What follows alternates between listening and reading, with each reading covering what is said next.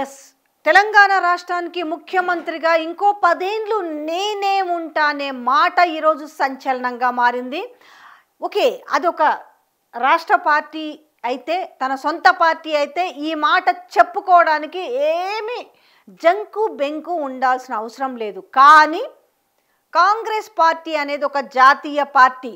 5 ఏళ్ళు అసలు ముఖ్యమంత్రిగా ఉంటారో లేరో అధికారంలో ఉన్నది మనం చరిత్ర పుటల్ని తిరిగేస్తే తెలుస్తుంది. ఈ నేపథ్యంలో 10 ఏళ్ళు ఇంకో ఈ 3 ఏళ్ళు కాక ఇంకో 10 ఏళ్ళు నేనే ఉంటాన్న మాటని ఈరోజు కొంతమందికి, అంటే అన్ని అర్హతలుండి కూడా ఈరోజు తెరచాటుగా, అంటే పరిస్థితుల్ని గమనించుకొని ఎక్కడ ఒదగాలో ఎక్కడ తగ్గాలో అంటారు కదా, ఆ నేపథ్యంలో ఉన్న వ్యక్తే రాజగోపాల్ రెడ్డి అని చెప్పాలి. నిజంగా చెప్పాలి అని అంటే ఇదే భువనగిరి విషయంలో, ఎంపీ ఎలక్షన్ విషయంలో ఏం జరిగిందో చూసినాం. చామల కిరణ్ కుమార్ రెడ్డి అనే వ్యక్తి ఎవ్వరికీ తెలియదు. ఆ వ్యక్తిని గెలిపించుకోవడానికి, ఆ వ్యక్తిని గెలిపించాలనేసి రాజగోపాల్ రెడ్డి ఇంటికి పోయి ముఖ్యమంత్రి రేవంత్ రెడ్డి 2 గంటల పాటు కాలు పట్టుకున్నాడో కడుపులో తలకాయ పెట్టిండో తెలియదు, నీకు మంత్రి పదవి గ్యారెంటీ అని చెప్పి ఆయనని బతిమిలాడి ఒప్పించి ఆ భువనగిరి ఎంపీ ఎలక్షన్లో చామల కిరణ్ కుమార్ రెడ్డిని గెలిపించుకోవడానికి ఎంత వ్యయ ప్రయాసలో వచ్చిండో రాజగోపాల్ రెడ్డి తెలిసిన విషయమే. ఆ మెజార్టీ కూడా చూసిరు. ఇలాంటి నేపథ్యంలో ఈరోజు రేవంత్ రెడ్డి చెప్పిన మాటలు మరి కొంతమందికి లోలోన బాధపడుతున్నా కూడా ఇదేంది, ఇంత దారుణం ఏంటి, ఇది ఒక జాతీయ పార్టీలు ఇట్లుంటుందా, ఏ ఎలక్షన్కి ఆ ఎలక్షన్కు డిఫరెంట్ ఉంటుంది. అలాంటి నేపథ్యంలో ఇంకొక 10 ఏళ్ళు నేనే ఉంటానంటే ఇందులో ఉన్న వాళ్ళు చేతగానోళ్ళ అనేది. కానీ ఈరోజు రాజగోపాల్ రెడ్డి ధైర్యంగా వచ్చిన ట్వీట్ చూస్తే ఈరోజు యావత్ తెలంగాణ సమాజం కూడా హర్షిస్తుంది. నిజాన్ని చాలా నిర్భయంగా ఒప్పుకున్నాడు. ఆఖరికి పిలిచి మంత్రి పదవి ఇస్తానని చెప్పినా, చీపో నాకు అవసరం లేదు, నాకు మంత్రి పదవి అవసరం లేదు, నేను చాలా సిన్సియర్గా పనిచేస్తాను అనేసి ఆయన మంత్రి పదవిని కూడా పక్కన పెట్టేసిండు.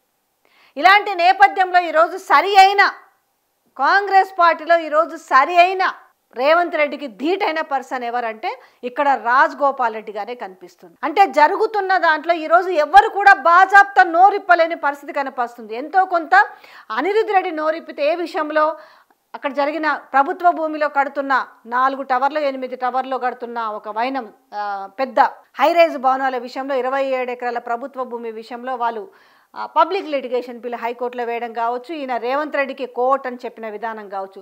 రిమైనింగ్ ఎవరు కూడా ఇక్కడ రేవంత్ రెడ్డికి బయటికి వచ్చి మాట్లాడి, లోపల చాలా మందికి ఉన్నప్పటికీ బయటికి వచ్చి మాట్లాడితే ఏమవుతుందో, తన సీటు ఉంటుందా ఊడుతుందా, లేకపోతే తమ ఎమ్మెల్యేలకు చాలా మందికి ఉంది బాధ, కానీ ఎవరు కూడా దాన్ని నిలువరించే ప్రయత్నం చేస్తున్నాడు. కానీ ఒకే ఒక్క ట్వీట్తో కోమటిరెడ్డి రాజగోపాల్ రెడ్డి, అంటే ఒకటి అంటారు కదా, వాడు మొగాడ్రా బుజ్జి అన్నట్టుగా ఆ పార్టీలో బయటికి వచ్చి, అంటే మీన్స్ తెరపైకి వచ్చి ట్వీట్ చేసిండు ఆయన, ఇది కాదు అనేసి.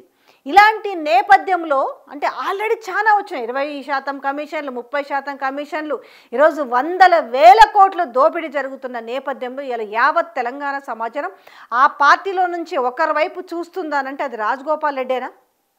ఈరోజు గత 2-3 రోజుల నుంచి చర్చ అంతా కూడా రాజగోపాల్ రెడ్డి వైపే నడుస్తుంది.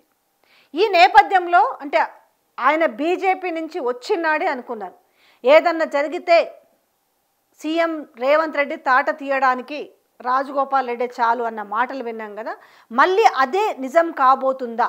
గతంలో ఆయనకు వచ్చిన పీసీసీ విషయంలో ఆయన మాట్లాడిన మాటలు కావచ్చు, ఆయనకు ఒక స్టేచర్ ఉన్న నాయకుడు కాదని మాట్లాడిన మాటలు కావచ్చు, ఈరోజు మళ్ళీ అవే రిపీట్ కాబోతున్నాయా? సో ఈరోజు అవినీతిని కాంగ్రెస్ పార్టీలో Revanth Reddy and co brothers అవినీతిని అరికట్టడానికి, అవినీతికి అడ్డుకట్ట వేయడానికి సొంత పార్టీలో నుంచే ఒక రెబల్గా బయటికి రాబోతున్నాడు రాజగోపాల్ రెడ్డి. ఎందుకంటే చాలా కాలమైంది ఆయన తెరపైకి రాక రాజగోపాల్ రెడ్డి. సో ఈ తెరపైకి వస్తున్న తరుణం ఎప్పుడుంది, వస్తే ఏం మాట్లాడతాడు, సరి అయిన ఒక స్కెచ్, ఒక భయము, లేదనంటే ఒక అవినీతిని, ఆయన చేస్తున్న అవినీతిని అరకట్టడానికి సొంత పార్టీలో నుంచి ఒకరు తయారవ్వాలి. కాబట్టి ఎందుకంటే 10 ఏళ్ళు నేనే అధికారంలో ఉంటానన్నాడు కాబట్టి ఈ 10 ఏళ్ళ అధికారం నువ్వెట్లా ఉంటావని నిలదీయగలిగిన వ్యక్తి కోమటిరెడ్డి రాజగోపాల్ రెడ్డేనా అంటే ప్రస్తుతానికైతే అవుననే సమాధానం వస్తుంది.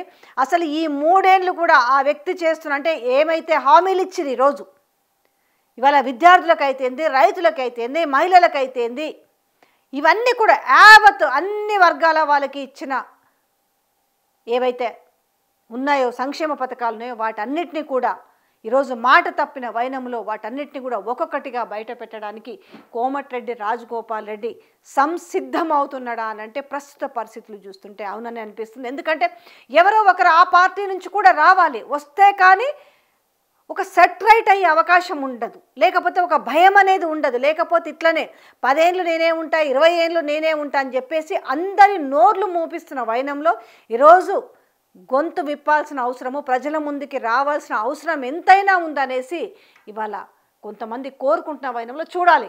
ఆ పార్టీలోని సరైన దిశలో పెట్టాలి. రేవంత్ రెడ్డి నోటికి అడ్డుకట్ట వేయాలంటే కరెక్ట్ అయిన పర్సన్ కోమటిరెడ్డి రాజగోపాల్ రెడ్డి అనిపిస్తుంది అనేసి గాంధీ భవన్ వర్గాల్లో చర్చ జరుగుతుంది.